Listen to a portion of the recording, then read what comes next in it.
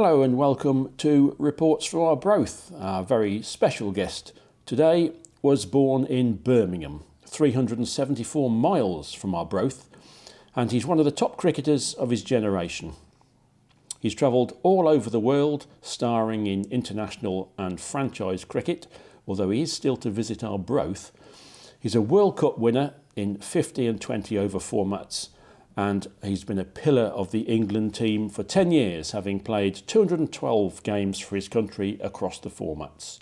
Chris Woakes is unfurling a splendid career, and underpinning it all is a lot of hard work, a lot of skill, and a love of Aston Villa.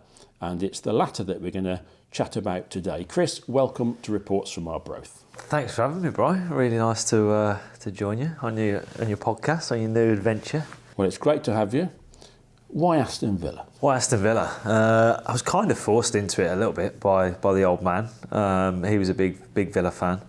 And from a very young age, I was 5, I believe, when they won the League Cup in '94. And that was kind of on repeat on VHS in our house for years until the following League Cup win in 1996. And I just remember watching them falling in love. I suppose I think that's what naturally as a young lad or a young person, whatever it is, whenever you watch a team, you want them to win, don't you, naturally? And they were winning at the time, which was great.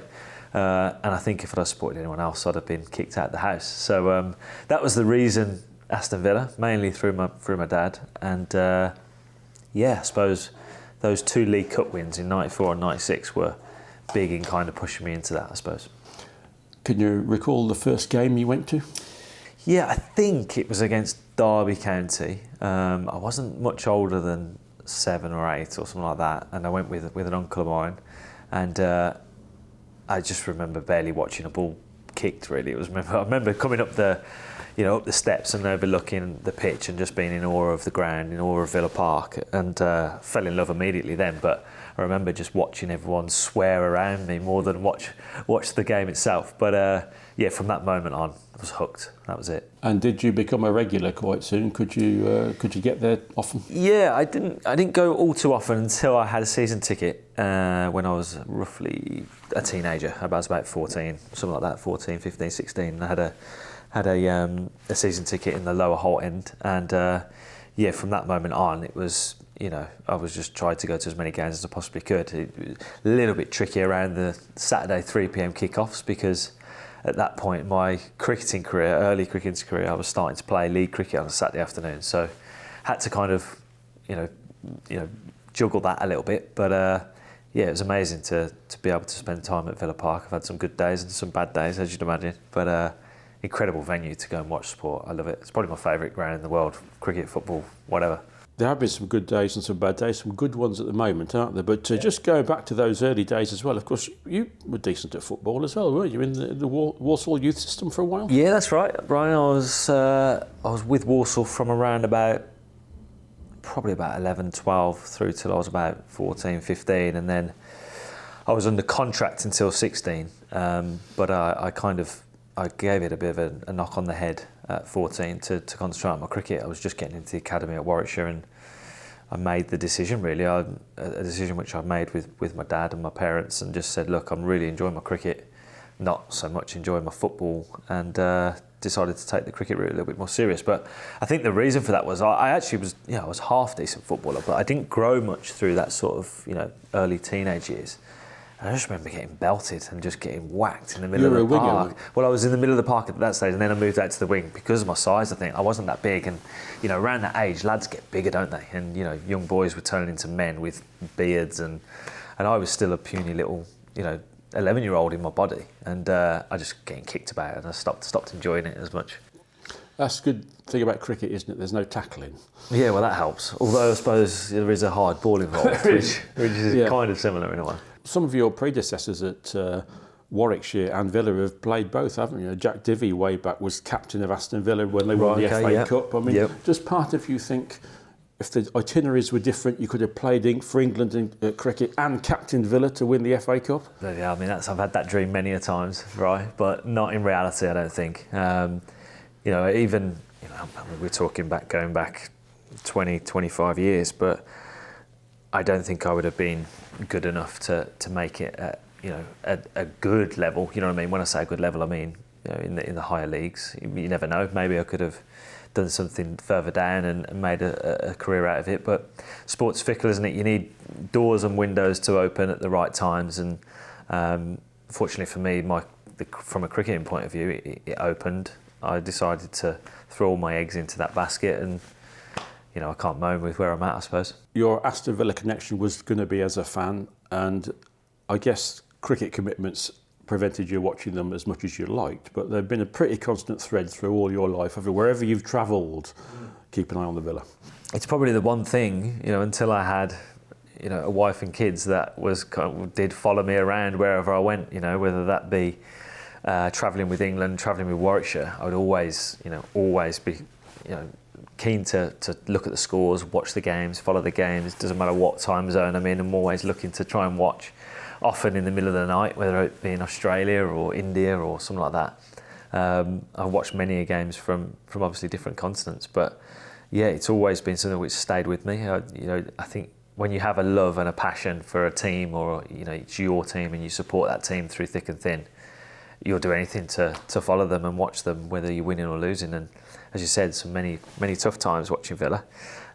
More recently, 6 or 7 years ago, when we were stuck in the Championship for a few years, but you stick with them through thick and thin. I wouldn't have changed it for anything. You have spent plenty of your time in hotel rooms around the world, in India and all these places. I guess Villa is a connection with home, isn't it? Because there's 1 or 2 winters when you've hardly seen home, isn't it? Yeah, that's right. It is something which draws you back to Birmingham. My love for Birmingham is probably a little bit too much occasionally. People give Birmingham a bit of a bad name, and I make sure I give them a bit of a saying to, and say, I love that city. It's my home city and all that sort of jazz. But it does connect you to home. It connects you to friends, family. Most of the people that I went to school with are either Villa fans or West Bromwich fans, and there's always a bit of banter knocking around. So it's whether it be with mates or with family, you're always talking about the club, talking about the football. It's been a big part of my life. So, regardless of where I am in the world, I always want to follow it and keep it up to date. And as you say, it connects you to home when you're away from home for a long period of time. And the Warwickshire and England dressing rooms, I'm guessing, are full of football supporters as well. So I'm sure there's plenty of banter in there. And when Villa were in the Championship, you probably got a bit of stick.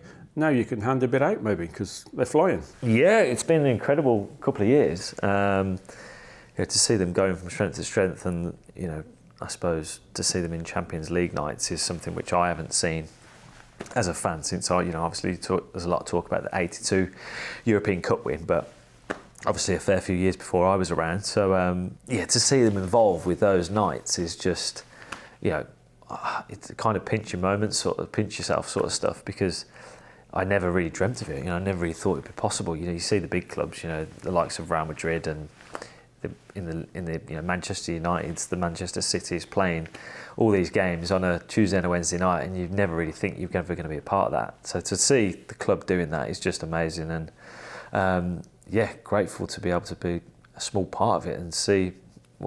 Again, it'll be part of the history, so it's amazing to be a part of. And they've travelled a long way in the last few years, haven't they? The first decade of this century wasn't the greatest for Villa, was it? Drifting a little bit, and then all of a sudden it down in the Championship. Dean Smith takes them up, and since then, wow. Yeah, and I'm glad you mentioned Dean Smith, obviously being a local lad. He's originally from Great Bar, which is where I'm from, and to see him bring the club back, which is a club that obviously he supports, that's just brilliant to see. To see a local lad take over his boyhood club, as a manager, and take them from, where were we, 14th, 15th in the Championship, back into the Premier League. That'll be with him forever. It'll be with the club forever. And that's just, it's brilliant. It's really, really nice to see. But like you say, there's some tough years there. And, we talk about sliding doors moments, as I've mentioned. That championship playoff final against Derby that we got over the line and won, if you don't win that, God knows where the club would be now. We could easily still be in the Championship and, who knows, even lower. To think, the contrast where they were to where they are now is just... You don't see it happen very often. I think that's the thing. You become as a football fan all around the world, all around the country. you can be very fickle, can't you? And you kind of demand, but to think we're in the Champions League and we were 14th in the Championship, a bit of perspective needs to be taken. It must be quite nice for you in a way, as a professional sportsman who plays at the top level. When you go out there to play for England, there are millions of people looking at you and wanting you to do well or badly if you're on the opposition camp. To turn up and just watch, is that just quite nice in itself, or is it even more tense because you can't affect what's going on? There's a little bit of that. And I think naturally, as a football fan or a sports fan, you always think you can do it better, and you do slip into that mode very, very occasionally. In my case, but I do always try and put a perspective on it. I always try and remember that these guys are like highly skilled. They're at the very, very top of their profession. As I believe I am or have been in the past, and sometimes you get an abuse and you're like, come on, I'm trying as hard as I can here. I practice, I do this day in, day out. Occasionally you can get it wrong or whatever. We're all human beings, and I occasionally slide into that mode where you expect too much from them.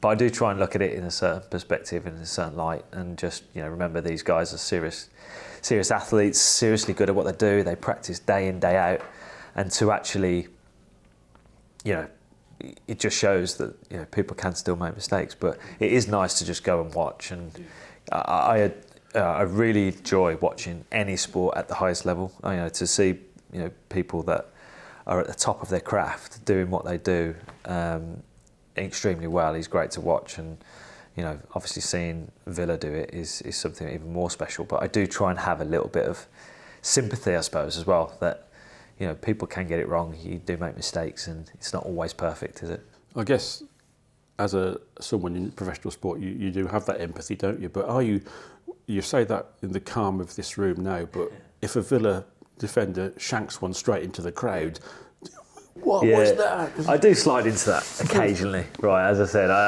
I try not to do it often, but sometimes the emotion gets the better of you. And I think that's my passion for Villa is sometimes you do fall into that sort of typical football fan character, category where you're like, why has he done that? Why has he passed it there? Or, why does he not just shoot? Why does he not just knock it past the keeper? And then I think, why have I just said that? These blokes or players are so good. They're not robots. So, do you find when you get to Villa Park, I guess you're on football, your time off, isn't it? This is your downtime. But I guess people come up to Chris and want to talk about cricket. A little bit. Is that something that, in a really nice way, you could do without, because this is your football time? Yeah, I still be able to. I can relax and get away from cricket. I occasionally get the odd person pop up to me and say hello or want a picture or have a chat, as you said. But I don't mind that. It's quite a nice level of. I don't know what you want to call it, whether you want to call it fame or being noticed. It's quite a nice level because it's not like every man and his dog is coming up to you, but the occasional supporter will come up and say hello or want a photo or something. So which is quite nice. But it's also nice to have that sort of connection with the local sort of community, I suppose. Like in terms of being a lad from Birmingham and supporting a local club. A lot of the people that do come up to me are also local people from the area, and it's nice to have that connection, I suppose. You've spoken about your affection for Birmingham. Of course, that must also extend to Birmingham City. I knew this would come up, right? I knew you'd say that. Unfortunately, it doesn't. But it is, in a weird way, nice to see them doing well, because we all want the second City derby coming back. We always want to play against each other because I know plenty of Blues fans. I know Villa fans are in the category where they're desperate to see the local derbies, and they're flying. So hopefully that happens soon. Yeah, happy days for both big second City clubs at the moment. For Villa especially, we've mentioned Europe. Hopefully an FA Cup final. Crystal Palace coming up. Yeah, absolutely. I mean, a semi-final of an FA Cup is, it's a huge fixture now, especially with it being played at Wembley. It's a bit of a bogey team, Crystal Palace, so I'm a little worried, a little concerned about that game. But the fact that it's at Wembley, hopefully, a neutral venue will play a big part. And to get to another FA Cup final would be amazing, and hopefully to lift the trophy would be incredible. I think to lift the trophy, as I said, I think the last one would have been '96, which obviously was a League Cup win. It incredible to see us lift the trophy. And they're so hard to win, aren't they? It doesn't matter what competition. As obviously we saw Newcastle win the League Cup a few weeks back, and to see what it meant to their fans, it's just shows. I mean, the FA Cup would be an incredible win, really would. If someone had said to a Villa fan about 8 years ago, would you rather get past PSG in the Champions League or win the FA Cup? Yeah, they'd have got a fairly crude response, I think. Yeah, you're right. It's impossible to think that, as you say, 7 or 8 years ago that we'd have been in this situation. So, you can't be, beggars can't be choosers, so to speak, and we're in a position where we obviously have had a chance in a couple of competitions and still going well in the league. But the problem is, as a fan, you want it all, don't you? You want it all, you really do. But I think it's important that they hopefully get over the line in that FA Cup. That'd be, still 3 other great teams in the competition. So we'll see. But fingers crossed. Lovely stuff, Chris. Just finally, what's the score going to be between Crystal Palace and Aston Villa? Semi-final prediction. I'm going to go with. They always score against us, so I'm going to go 2-1 Villa. 2-1 Villa. That'd be cool. Yep. Chris, many thanks. Cheers, Brian.